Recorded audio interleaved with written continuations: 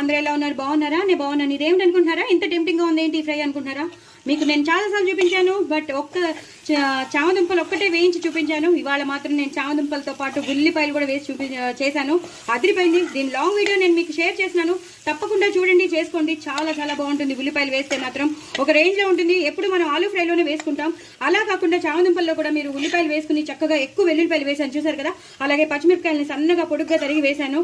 అదిరిపోయిందండి. చక్కగా మంచిగా మా గరం మసాలా పౌడర్ ఏం వేయకుండా సాంబార్ పౌడర్ వేసేసి చేసేసాను. అదిరిపోయిందండి. చూస్తుంటే ఎంత బాగుంది చూడండి.